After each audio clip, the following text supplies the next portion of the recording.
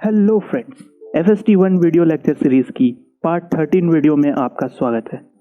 इस वीडियो में हम बिना कोई इंट्रो दिए या बिना कोई टॉपिक डिस्कस किए हुए डायरेक्ट कंटेंट की ओर जाएंगे। तो आपसे एक रिक्वेस्ट है कि आप इस वीडियो को पूरा देखें, क्योंकि इस चैप्टर्स में काफ़ी इंपॉर्टेंट क्वेश्चन हैं और मैंने पहले से ज़्यादा क्वेश्चन इसमें लिए हैं।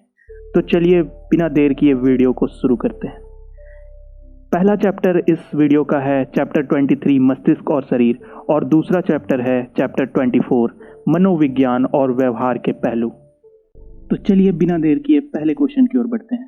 पहला क्वेश्चन है, मनुष्य के मस्तिष्क की रचना 1 खरब कोशिकाओं से हुई है, जिनको क्या कहा जाता है? तो मनुष्य के मस्तिष्क की रचना 1 खरब कोशिकाओं से हुई है, जिन्हें हम तंत्र कोशिका कहते हैं।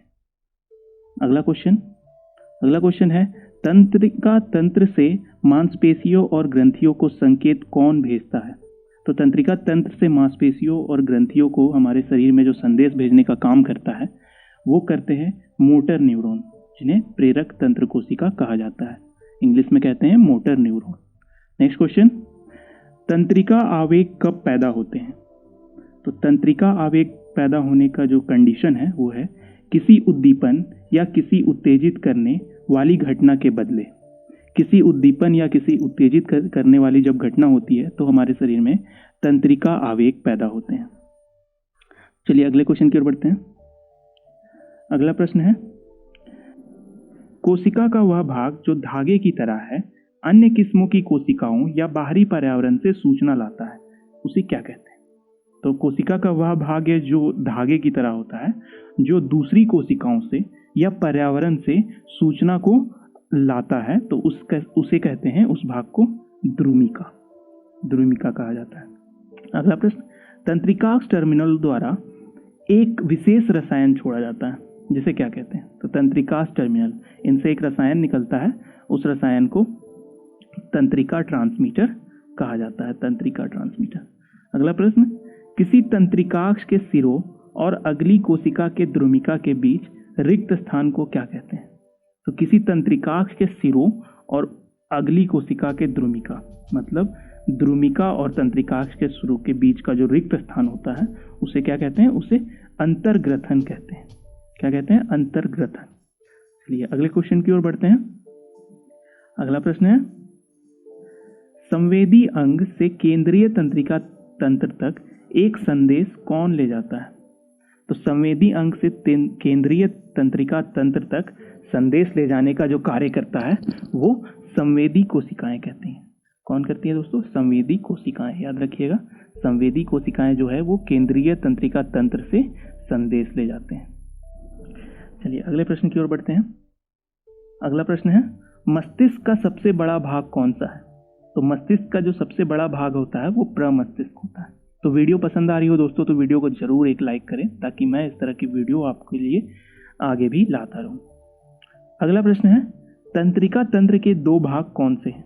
तो तंत्रिका तंत्र के 2 भाग होते हैं, वो होते हैं केंद्रीय तंत्रिका तंत्र और परिधीय तंत्रिका तंत्र। तो केंद्रीय तंत्रिका तंत्र और परिधीय तंत्रिका तंत्र, याद रखिएगा, तंत्रिका तंत्र के 2 भाग। अगला प्रश्न, केंद्रीय तंत्रिका तंत्र में क्या सम्मिलित है? तो केंद्रीय तंत्रिका तंत्र हमने देखा एक भाग, उसमें जो सम्मिलित होता है कंसिस्ट करते हैं मस्तिष्क और मेरुरज्जु। मस्तिष्क और मेरुरज्जु जो है वो केंद्रीय तंत्रिका तंत्र में होते हैं। अगला प्रश्न है, स्मृति, बोध और विचार के लिए मस्तिष्क का कौन सा भाग उत्तरदायी है? स्मृति बोध मतलब मेमोरी, स्मृति बोध और विचार के लिए, थिंकिंग के लिए मस्तिष्क का जो भाग उत्तरदायी है उस भाग का नाम है अग्र मस्तिष्क। तो याद रखिएगा दोस्तों, अग्र मस्तिष्क। अगले प्रश्न की ओर बढ़ते हैं। शरीर के आंतरिक अंगों का अनैच्छिक नियंत्रण किन तंत्रिकाओं से होता है? शरीर के आंतरिक अंगों का अनैच्छिक नियंत्रण जो होता है वो स्वायत्त तंत्रिकाओं द्वारा होता है। अगला प्रश्न, शरीर का संतुलन बनाए रखना शरीर के किस भाग का कार्य है? तो शरीर का जो संतुलन बनाए रखना कार्य है वो अनुमस्तिष्क का कार्य है। तो हम जो साइकिल चला पाते हैं, बाइक चला पाते हैं, तो वो हम अनुमस्तिष्क के कारण ही चला पाते हैं, यही कंट्रोल करता है। अगला प्रश्न की ओर बढ़ते हैं। वीडियो पसंद आ रही हो तो वीडियो को जरूर एक लाइक करें, और चैनल पे पहली बार हो दोस्तों तो चैनल को जरूर सब्सक्राइब कर लें, क्योंकि आपको इग्नू से रिलेटेड सारी जानकारी और स्टडी मटेरियल आपको इस चैनल पे रेगुलर बेसिस पर प्रोवाइड की जाती है। तो अगला प्रश्न है, भूख प्यास इत्यादि का नियंत्रण करना मस्तिष्क के किस भाग का कार्य है? तो भूख प्यास आदि का जो नियंत्रण करना है ये मस्तिष्क के हाइपोथैलेमस भाग का कार्य है। अगला प्रश्न, परिधीय तंत्रिका तंत्र में कितनी कपाल तंत्रिकाएं होती हैं?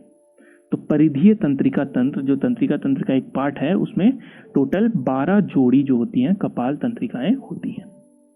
अगला प्रश्न, मेरुरज्जु में तंत्रिकाओं की संख्या कितनी होती है? इंपॉर्टेंट क्वेश्चन है दोस्तों। मेरुरज्जु में जो तंत्रिका कोशिकाओं की जो संख्या होती है वो 31 जोड़ी होती है, याद रखिएगा 31 जोड़ी। अगला प्रश्न, कोई भी जाति विशेष व्यवहार जो अभ्यास से संबंधित नहीं वह है। कोई भी जाति विशेष व्यवहार जो अभ्यास से संबंधित नहीं है वह व्यवहार क्या कहलाता है? उस व्यवहार को स्वाभाविक व्यवहार कहते हैं। अगला प्रश्न, पाठ्य पुस्तकों में दी गई सामग्री को पढ़ना और याद रखना यह कौन सा अधिगमन है? तो पाठ्य पुस्तकों में दी गई सामग्री को पढ़ना और उनको याद रखना जो है वो संज्ञानात्मक अधिगमन है। याद रखिएगा, आपके बुक में है संज्ञानात्मक अधिगम। अगला प्रश्न है, अधिगम के 3 तरीके कौन से हैं? तो अधिगम जो है उसके 3 तरीके जो हैं वो हैं उद्दीपन और अनुक्रिया, दूसरा है पुरस्कार और दंड, और संज्ञात्मक अधिगम। अधिगम मतलब याद रखिएगा दोस्तों कि एक तरह से कहते हैं कि सीखने की प्रक्रिया, उसे अधिगम हम कह सकते हैं। वीडियो पसंद आ रही है तो वीडियो को जरूर एक लाइक करें, और मैं आपको बता दूं दोस्तों कि FST 1 की सारी चैप्टर वाइज प्लेलिस्ट अपडेट कर दी गई है, तो आप डिस्क्रिप्शन बॉक्स में जा करके FST 1 के पिछले चैप्टर्स के वीडियो देख सकते हैं। इसके साथ साथ आप BSHF 101 के भी चैप्टर वाइज MCQ सीरीज की वीडियोस देख सकते हैं। तो अगला प्रश्न है, 2 से 7 वर्ष तक की अवस्था में बच्चे प्रायः यह सोचते हैं कि वे दुनिया की धुरी हैं। यह कौन सी अवस्था है? तो 2 से 7 वर्ष तक की अवस्था में जो बच्चे समझते हैं दोस्तों कि वो दुनिया की धुरी है, मतलब कि उन्हीं से सारी दुनिया संबंधित है, तो ये जो है इस अवस्था को क्या कहा जाता है? पूर्व संक्रियात्मक अवस्था। क्या कहते हैं दोस्तों? पूर्व संक्रियात्मक अवस्था, याद रखिएगा।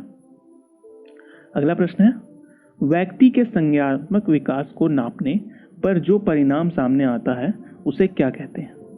तो व्यक्ति के संज्ञानात्मक विकास को नापने पर जो परिणाम सामने आता है उसे बौद्धिक स्तर कहते हैं, जिसे हम लोग IQ लेवल भी कहते हैं दोस्तों।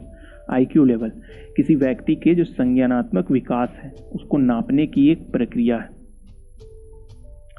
तो आगे देखते हैं कि बौद्धिक स्तर यानी कि IQ निकाला कैसे जाता है। इसका एक फॉर्मूला है, इस फॉर्मूले को आप याद रखिएगा, आपके एग्जाम में आ सकता है। फॉर्मूला है बौद्धिक स्तर इक्वल्स टू होता है मानसिक आयु मल्टीप्लाइड बाई 100 बाई वास्तविक आयु। मानसिक आयु गुना 100 बटा वास्तविक आयु, ये फॉर्मूला आप याद रखिएगा। अगला प्रश्न है, जब किसी व्यक्ति की मानसिक आयु उसकी वास्तविक आयु के समान होती है तो उसका बौद्धिक स्तर कितना होता है?